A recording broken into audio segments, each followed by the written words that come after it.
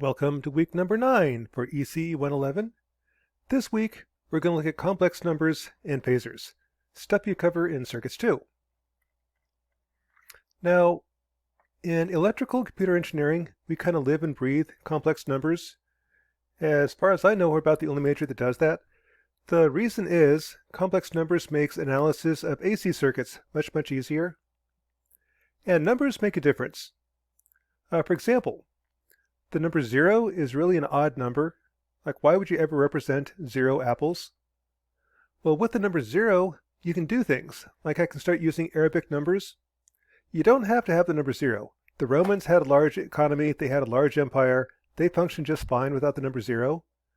But with Roman numerals, you'd have things like this. Here's the number 27 plus 106. Actually, that's 109. What's that equal to? So you can add using Roman numerals. It's not easy, but you can do it. Imagine multiplying. With Arabic numbers, you've got the number 0. So I've got 7 ones and 2 tens. 106 means 100, 0 tens, 6 ones. I need that number 0 because 106 is very different than 16. I need that space holder. With the number 0, addition becomes much easier. Multiplication is way easier. Again, you can multiply Roman numerals, but it's going to be really hard. 0 makes a big difference. Another number that's kind of weird, but makes math a lot easier, are negative numbers. Like, why would you ever keep track of a negative number? Like, what a negative 1 apple? Kind of doesn't make any sense. Well, negative numbers are important. The Dutch had a world empire.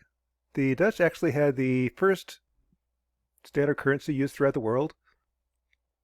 A little bitty country of Holland was able to fight it out against England, France, Spain. One of the main reasons is they invented the double entry bookkeeping system, which is basically negative numbers. They would keep track of any venture's expenses, their credits, and the difference in the two would be the profit. What everybody else was doing is they would look at how much money came in when the ship came into port, ignoring how much money they put into the venture up front. The Dutch would keep track of how much money they put into it, how much money they got at the end, the difference in the two, your profit, and would only invest in things that are profitable. Versus England, France, Spain were pretty much investing things at random. And this way, Holland was able to finance a world empire with a very small country. So negative numbers actually built empires. Numbers in accounting can determine the fate of empires. Back in 1960, Khrushchev came to the United States, and before the UN, he took off his shoes, started pounding on the table, saying, "We will bury you." Well, what he was referring to is that the Soviets thought their economy was growing at 20% a year versus 4% at the United States.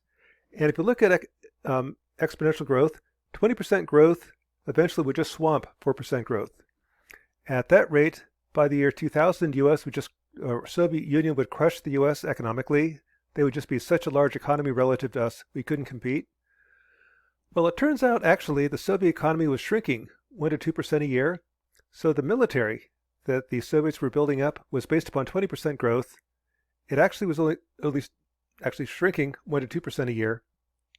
So the size of the government and the military, based upon 20% growth, just got to be too large and could no longer be supported. So accounting actually won the Cold War. Numbers in accounting can determine the fate of empires. With real numbers and negative numbers, we've been looking at real numbers so far. That's the first half of Circuits 1. Real numbers are all you need to represent DC signals. If I have a 10-volt source, I can model that with the real number 10. And that describes it pretty well. The steady state or DC voltages and currents are going to be constants. I can represent constants with real numbers. So when I'm dealing with DC, real numbers are really all you need. However, when I get to AC signals, I've got a problem. With AC signals, you've got sine waves. A sine wave has two terms. I've got a cosine term and a sine term. I need two numbers to represent a sine wave. I could also switch to polar form. In polar form, I need two numbers, the amplitude and the angle. Well, actually, there's three numbers, but the frequency typically doesn't change. So really just two numbers determine the signal at any given point on a circuit. What that means is that if I'm using sine waves, I have two n equations for two unknowns, where n is the number of nodes, if I use real numbers. If I want to treat AC just like DC, so each node has a voltage, it's a number, I need a number that has two parts. That's what complex numbers are. Complex numbers give you access to two terms, the real part and the complex part. With complex numbers, I can represent a sine wave with a single number, either in rectangular form or polar form, which kind of comes back to week 2 when we had our rectangular to polar conversion. It's how do you want to represent a sine wave. That leads into complex numbers. Complex numbers have that freedom. If I have a complex number, I can represent it by two terms, a plus jb, that's rectangular form, or c at angle theta. Now j is the complex number. J is the square root of minus 1. In math, they call that I. In electrical and computer engineering, we call that J. The reason being is that for us, I means current, so we had to pick a different letter. Just chose the next letter in the alphabet, J. Now I can convert from rectangular to polar. The amplitude, c squared is a squared plus b squared. The angle is the arctangent b over a, or with trigonometry, again like week 2, I've got the real part, complex part, amplitude, angle. I can represent a complex number either way you like, rectangular or polar. Personally, I like rectangular coordinates when doing hand calculations. In lab, we'll see that polar coordinates actually work a little bit better, but you can convert from one to the other pretty easily.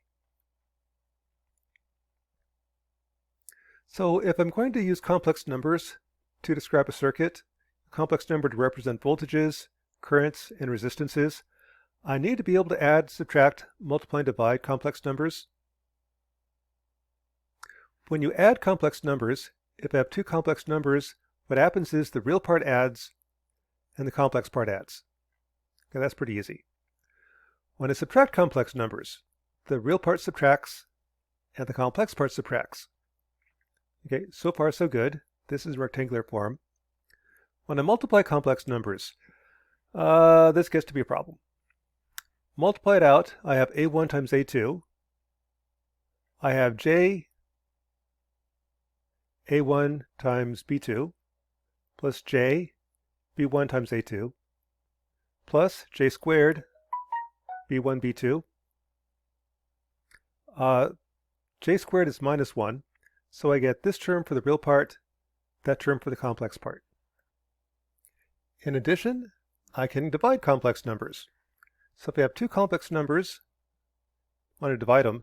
One trick is take the denominator, multiply the top and the bottom by the complex conjugate of the denominator. Thus you just take the j part, make it minus j. What that does is in the denominator, the complex parts are going to cancel. So the denominator just becomes a2 squared plus b2 squared. The numerator is multiply two complex numbers. That's what we just did. What you're left with then is a real part and a complex part. So with complex numbers, I can add, subtract, multiply, divide. They're a little bit of a pain to use. Fortunately, you've got the HP calculator.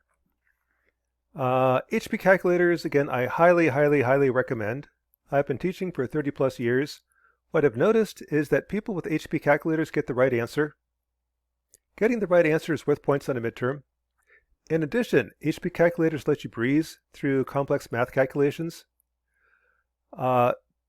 Tests tend to be races. You're trying to get to the end before time runs up.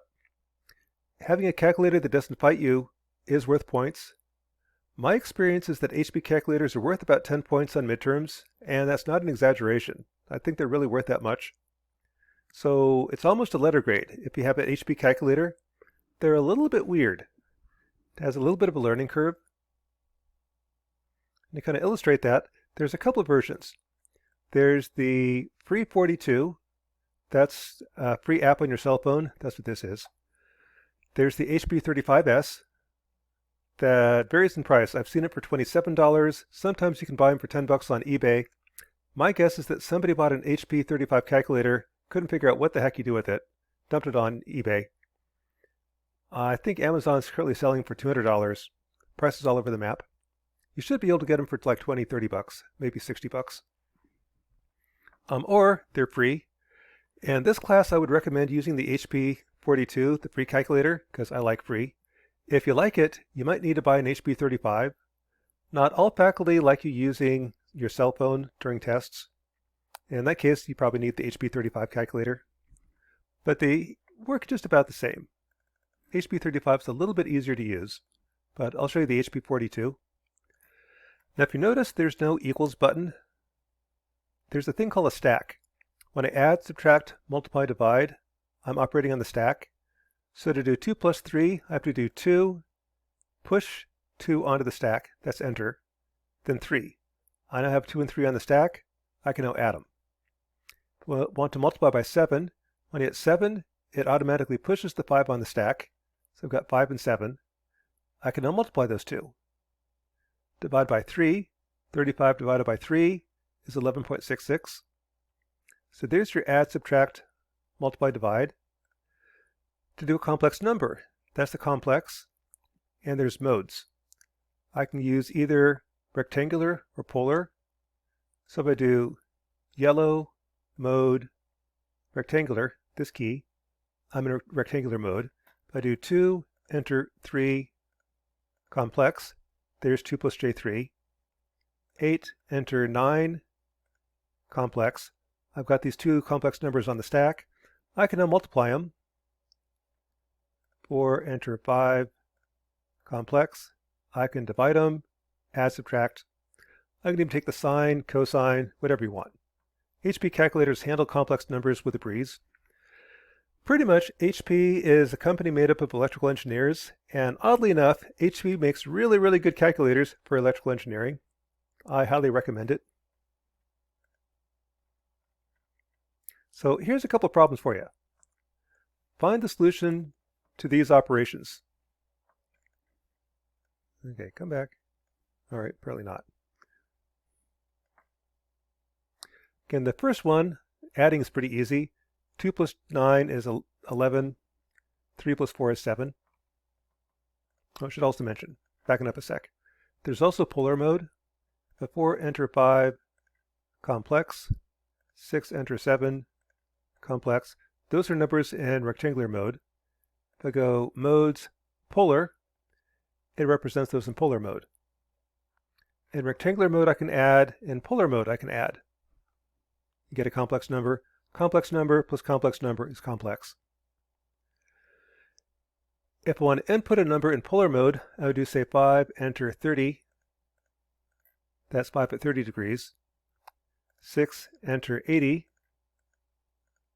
6 at 80 degrees. Atom, 9.97 at 57 degrees. So again, you can use rectangular mode or polar mode, your favorite. To add numbers, again, this is complete overkill for an HP. I would do 2, enter 3, complex. 9, enter 4, complex. Add them up. 2 plus 9 is 11. 3 plus 4 is 7. And sure enough, the answer is 11 plus j7. If I do 2, enter 3, complex. 9, enter 4, complex, and subtract. 2 minus 9 is minus 7. 3 minus 4 is minus 1. So it should be minus 7 minus j. Minus 7 minus j. Okay, not too exciting. Multiplying is where the HP calculators really shine. Well, they shine other ways too. This is one way they shine. 2, enter 3, complex. 9, enter 4, complex. Multiply. Answer is 6 plus j35. If you work it out, that's 2 times 9 minus 3 times 4 is 6. 2 times 4 plus 3 times 9 is 35. HP calculators are pretty well debugged. What the answer you get in HP is probably right. Or the last case, 2, enter 3, complex. 9, enter 4, complex. Take the ratio, you get a complex number. So this is 0.3093 plus j 0.1959.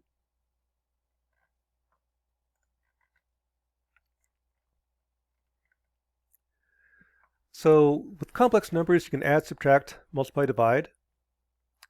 where they're really useful is when you start analyzing a circuit with sine wave inputs.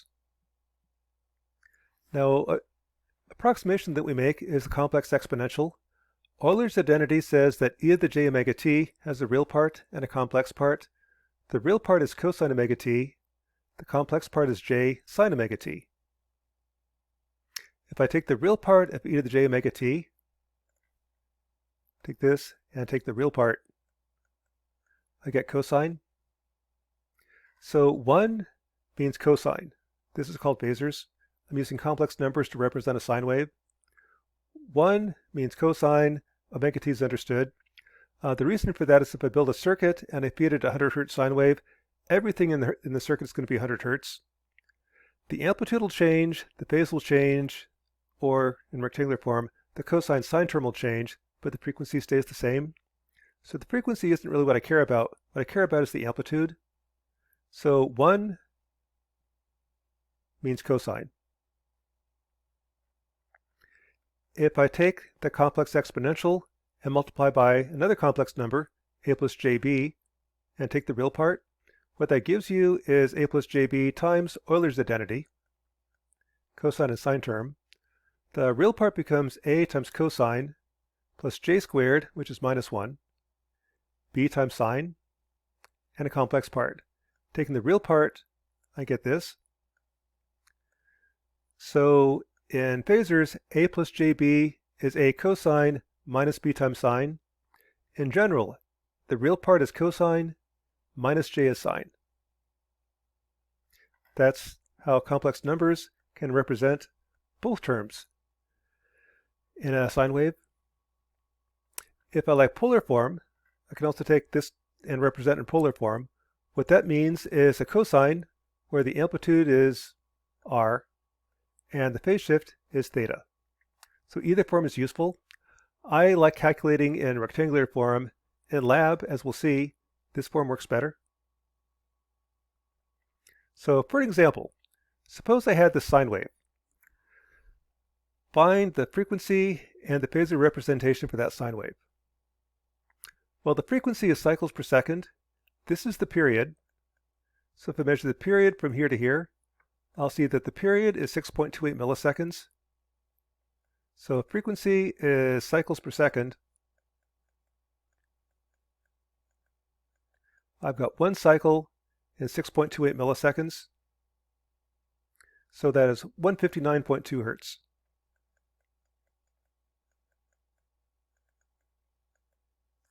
And anything English is a natural. Hertz are the English units.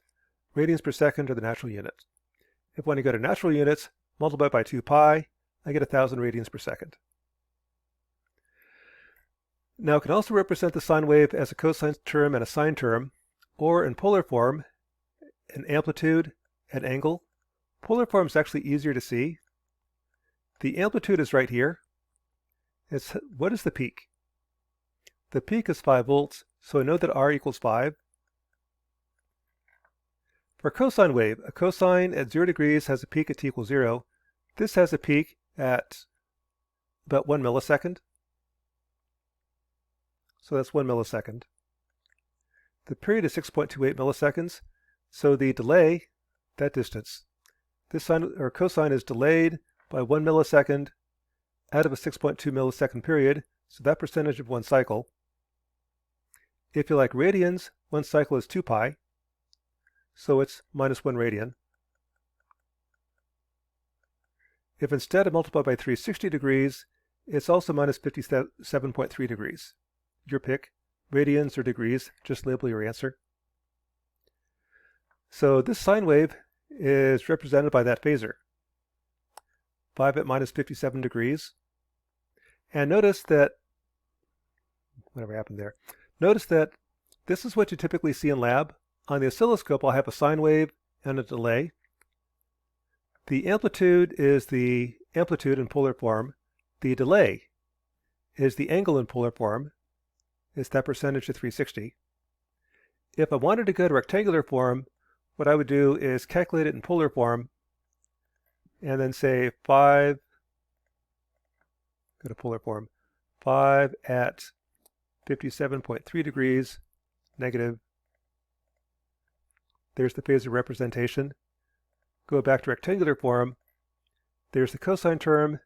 That's minus the sine term. So either form works. This is actually easier to see in the lab. Peak is 5, delay is 57 degrees. That's about 1/6 of a cycle.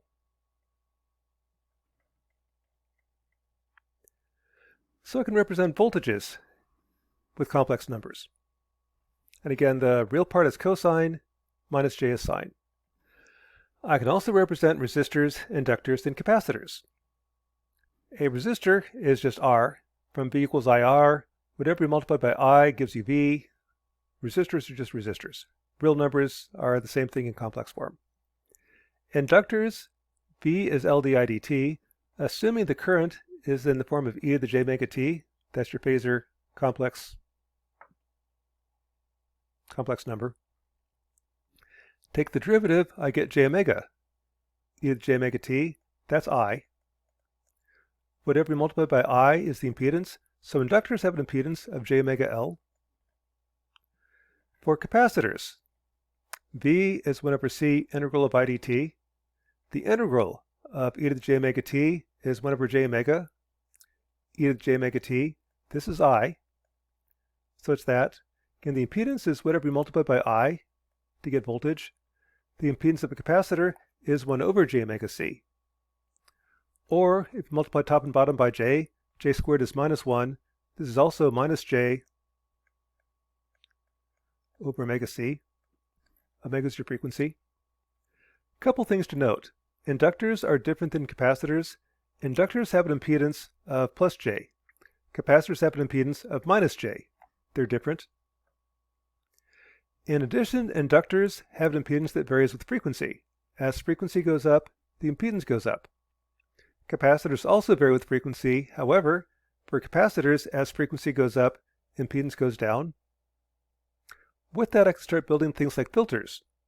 With a filter, the gain varies with frequency. Anytime I have an inductor and or capacitor in my circuit, the gain, the behavior changes with frequency. It's a filter. So, given a circuit, at a known frequency, I can calculate the complex impedances. So suppose I had this. Resistors are real numbers, inductors are plus j, capacitors are minus j. What is the impedance looking in? Well, this is exactly the same thing we did before with resistors. I've got series and parallel, only now I'm using complex numbers. This is where the HP calculator really shines. Yeah, TIs will do it, not really well, but they'll do it. HPs handle this with a breeze. I've got two resistors in series, they add, so this is 300 minus J100. So there's 300, enter 100, negative. There's 300 minus J100. And parallel with 200. And parallel, the inverses add. So 1 over R1, 200, 1 over R2, add them, take the inverse. So at this point, looking right, I get 123 minus J 15.38. In series with 200, it adds. And parallel with J300. In parallel, take 1 over R1. Did that wrong. 0, enter, 300, complex. There's R2. 1 over R2, add the inverses, invert. So at this point, looking right, this is 156 plus J 161 in series with 100. So there's your answer, 256 plus J 161. And if this is a test, again, just to show off with you, this is a typical problem you'll have in the second half of circuits 1, beginning circuits 2. Here's a circuit, find the impedance. So I have 300, enter, negative 100,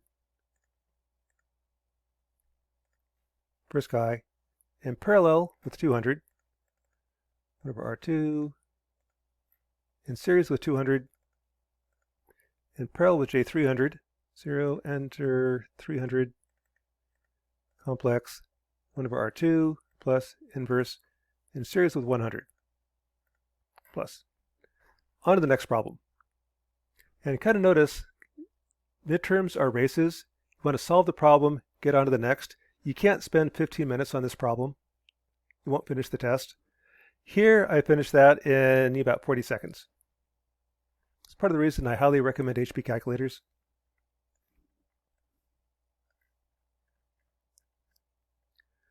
So here's a problem for you. Find the impedance of this circuit.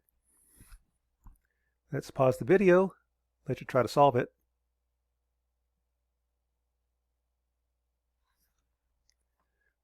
Okay. So first I have to figure out what's in series and parallel. These are in series, so that's 10 minus J60. And parallel with J50. So take that inverse, 0, enter 50, complex, 1 over that, inverse. So all this together is 125 plus J75. In series with 40, in series they add. This is 165 plus J175. And parallel with 30 minus J20. So inverse, 30, negative 20. There's 30 minus J20. Take its inverse, add, inverse. Whole thing is 31.4 minus J14.9 ohms. Yep. Another practice problem. Find the impedance of this circuit.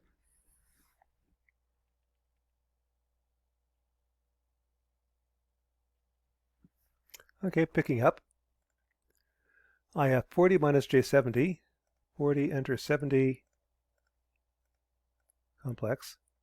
In parallel with J60, 0, enter 60, complex. Oops. Try it again. 40, enter 70, complex. Take the inverse. 0, enter 60, complex. Take its inverse, 1 over R1 plus 1 over R2, invert. So all this is 84 plus J81 ohms, plus J30, 0, enter 30, complex, add.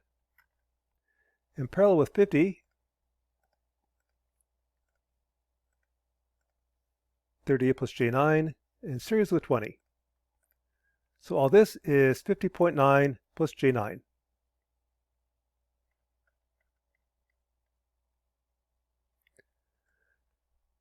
Okay, so I can add resistors, capacitors, inductors in series and parallel. To do that, I use complex numbers. I can also analyze circuits with complex numbers. This is actually exactly the same thing that we did at DC, only now using complex numbers. So with AC, voltage nodes works, current loops works, voltage division works, everything works, only now I'm using complex numbers. Suppose I have this circuit. I want to find the voltage of V1. To do that, first I convert to phasors. The frequency is 100 Hertz times 2 pi is 628 radians per second. This is a sine wave. Real parts cosine minus J is sine. So this is 0 minus J10. Again, it's 0 cosine, 10 sine. The inductor doesn't change. The capacitor becomes 1 over J omega C. That's 1 over J omega 628. C is 10 microfarads. Multiply it out. This is minus J 159 ohms. V1 then is your R1 over R1 plus R2 times Vn. So it's minus J 159 over minus J 159 plus 400 times the input. HP calculator, I can do that. So 628 times 10 microfarads, 10 e negative 6.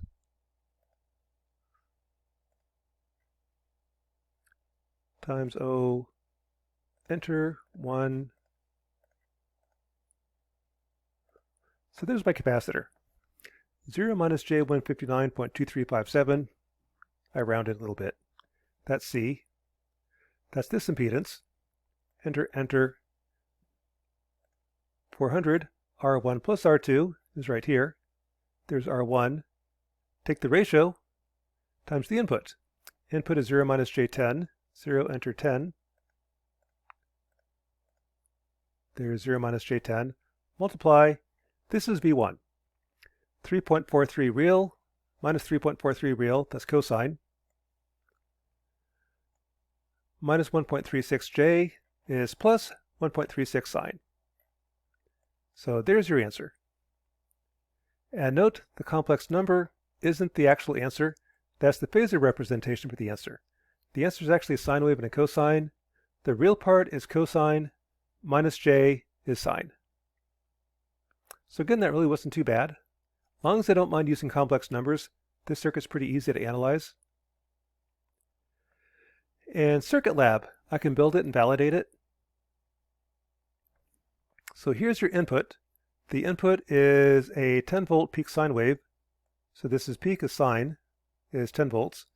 Sine starts at 0, so there's your sine wave. Here's the output. We'll look at the peak, like right here. Here's ground. That distance is the peak. That's 3.96. The phase shift, again, this is a cosine function. If it's a cosine, the peak is at t equals 0. Here's the peak. So that is, what, 20 to 24.5, about 4.5 milliseconds. One period is right here.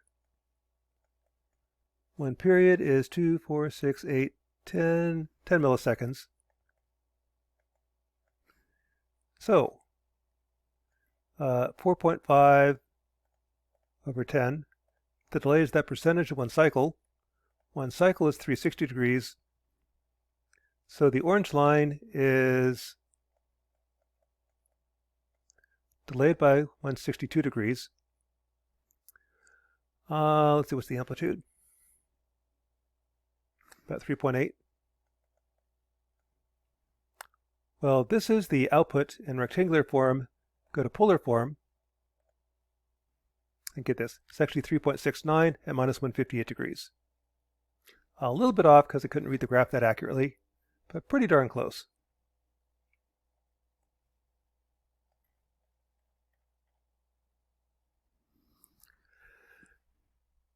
In addition, I can analyze more complex circuits. To do this, I'm going to be using complex numbers and voltage nodes to write n equations and unknowns. The first step to analyze this guy is represent everything as phasors. The resistors stay the same. The input becomes 0 minus J10. Again, 0 cosine, 10 sine. Capacitor becomes 1 over J omega C.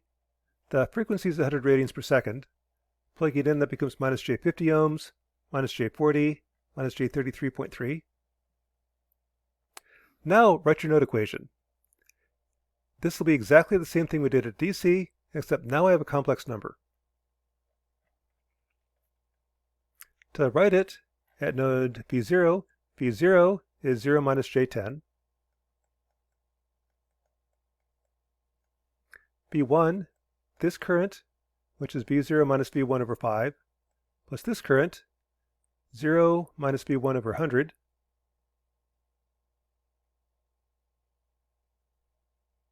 Let's try that again. I'm actually summing the current from the node.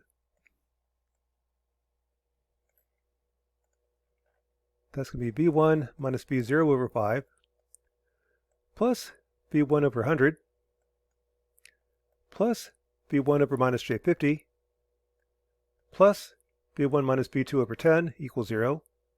Likewise at node 2, node 3. You can note that this is just like DC, except I have this extra term. That's the capacitor. Mathematically, it doesn't really care. I've got 4 equations for unknowns to solve. Group the terms. Place in matrix form. Throw it into MATLAB. This is where MATLAB really shines. It's a little complex, so I just did the first row, second row, third row, fourth row. Note, you need parentheses. 1 over minus j times 50. The way MATLAB interprets that, it goes left to right. That'll do 1 over minus j, take the result times 50. That's actually 50 over minus j.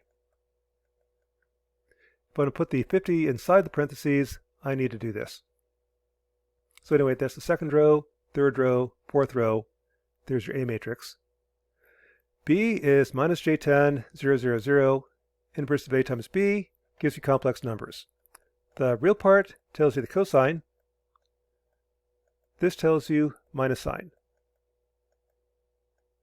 So again, note with MATLAB can handle complex numbers just fine. It doesn't care. When I'm dealing with sine waves, AC circuits, I'm going to have complex numbers. And if you're using MATLAB, I really don't care. MATLAB will handle real numbers, DC. It'll handle complex numbers, AC. Same rules, everything stays the same. So what this means is the real part's cosine minus j is sine. There's your answer. In Circuit Lab, I could do the same thing, build a circuit, make the input a sine wave. In this case, this is 100 radians per second. Anything English isn't natural. Omega is 2 pi f. F is the frequency in hertz. That's what Circuit Lab uses. So frequency is the omega, that's 100 radians per second over 2 pi. That's where the 15.91 comes from, 100 over 2 pi. Now do a time domain simulation. The period is 1 over frequency. So let's run it for 100 milliseconds. That'll give you a couple cycles. Starting at 100 milliseconds, there'll be starting transient. Let those settle out, then plot it. So the duration is 100 milliseconds. Make the time step 1,000 times smaller. Plotting V0, V1, V2, V3. And here's what she looks like. Now in MATLAB, if I convert to polar form, Vn is 10 volts, 8.23. So this is V0, the peak is 10, that matches up. V1 is right here. The peak is 8.23, that matches up. Here's V2. Its peak is 6.34, matches up. And this peak is 5.45, that matches up. That's the amplitude in polar form. In addition, there's a delay. If I look at the delay, they'll tell you the phase shift. Normally just do the amplitude. If the amplitude is right, you probably did it right. There actually is the complex part. Each complex number has 2 terms. The angle will tell you the delay, so that also shows up. But that's good enough for the homework. So here's a problem. Given this circuit, convert to phasor form, then write the voltage nodes.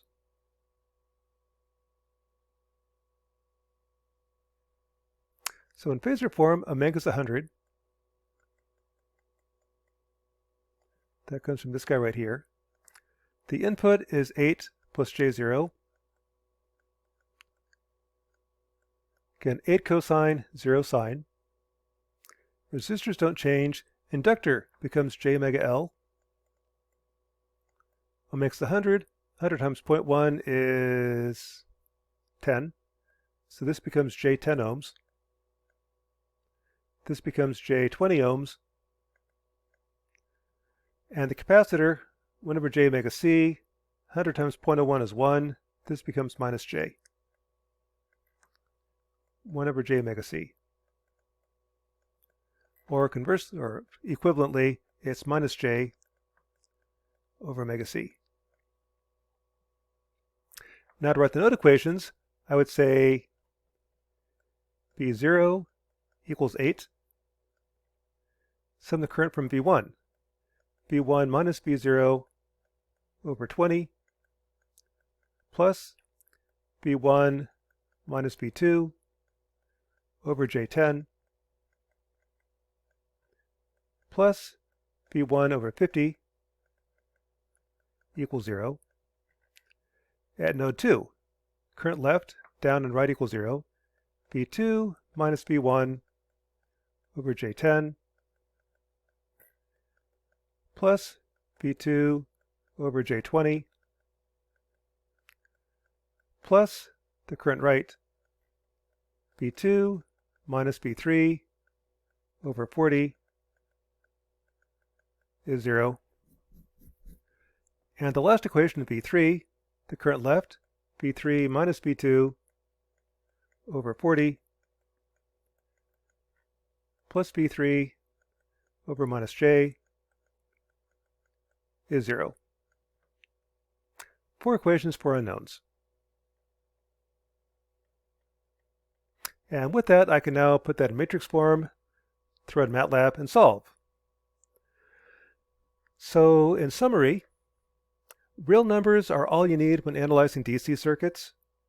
When you start analyzing AC circuits, complex numbers are very useful. With complex numbers, everything we did at DC still works at AC. So current loops works, voltage division works, adding resistors in series and parallel works. Pretty much everything still works. The only catch is that we're now using complex numbers. For voltages, the complex number A plus JB represents a sine wave. The real part is the cosine, minus J is sine. In polar form, the amplitude is the amplitude, the angle is the angle. For impedances, resistors become R, capacitors become 1 over J omega C, or minus J over omega C, same thing. Inductors become J omega L. Just make those changes. Everything I did at DC, I can still do at AC. That's part of the reason that you really need a calculator that does complex numbers. When you get to circuits 1, the second half, the tests will be using complex numbers. You need a calculator to get you through the test without fighting you. Again, I highly recommend the HP42 in this class or the HP35. There is a learning curve. The nice thing about the HP calculators is, well, one thing is nobody ever borrows your calculator because no one else can figure out how they work. But again, they're really nice with complex numbers. They're worth about 10 points on tests. So my recommendation is get used to using them. What I've seen is a lot of my students in electronics actually have 2 calculators. They have the regular calculator they're familiar with that does all the problems. Anytime you go to complex numbers, they switch over to the HP. I've been using HP calculators for about 40 years now. So I have trouble with normal calculators. I really prefer HPs. Once you get used to them, you won't want to go back.